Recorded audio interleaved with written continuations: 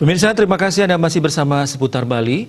Pertumbuhan ekonomi Bali pada triwulan 1 2020 mengalami kontraksi minus 1,14% yang dipengaruhi pandemi COVID-19. Menurutnya jumlah wisatawan yang berkunjung ke Bali secara tidak langsung ikut mempengaruhi pertumbuhan ekonomi di daerah ini. Pemerhati ekonomi M. Setiawan Santoso menjelaskan pertumbuhan ekonomi di Bali pada triwulan 1 2020 menunjukkan negatif bersumber dari dua sisi. Pertama, penurunan kinerja sektor hotel dan restoran, yaitu akomodasi makanan dan minuman yang disebabkan kebijakan penutupan arus lalu lintas penerbangan dari dan ke Bali terkait COVID-19. Mengingat perekonomian Bali sangat didominasi oleh sektor pariwisata, penurunan kinerja pariwisata dinilainya sangat berdampak signifikan. Kedua, sektor non-pariwisata yang tumbuh tidak cukup tinggi sehingga tidak mampu menahan penurunan kinerja sektor pariwisata.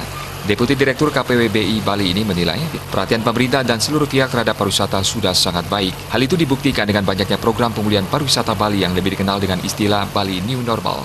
Kedepan, pihaknya mengajak untuk lebih memperhatikan sektor non-pariwisata yang berfungsi sebagai bumper untuk menjaga goncangan yang mengancam sektor pariwisata sehingga kinerja perekonomian dapat terjaga. Salah satu sektor non-pariwisata yang paling memiliki potensi untuk didukung adalah sektor pertanian. Menurut pandangannya, sektor pertanian merupakan sektor yang pertama kali harus dibangun sebelum sektor lainnya. Perekonomian tampaknya akan berlanjut menuju tahap yang lebih tinggi apabila memiliki pondasi yang kuat di sektor pertanian. Sektor pertanian memiliki kontribusi cukup besar, yaitu 13,5% yang merupakan sektor kedua terbesar setelah sektor hotel dan restoran dalam perekonomian Bali. Selain itu, sektor ini memiliki ketahanan yang cukup kuat terhadap tekanan permintaan dan penawaran. Hal ini terbukti sektor ini masih tetap tumbuh positif pada saat pertumbuhan ekonomi negatif. Sektor pertanian menyerap tenaga kerja 19,6% yang merupakan sektor terbanyak menyerap tenaga kerja di Bali. Sifat lapangan kerja di sektor pertanian juga fleksibel karena dapat mengirim tenaga kerja ke sektor lain di saat yang ada yang membutuhkan. Di sisi lain dapat menyerap tenaga kerja dari sektor lain pada saat terjadinya pengangguran. Oleh karenanya, sektor non-pariwisata perlu mendapatkan perhatian.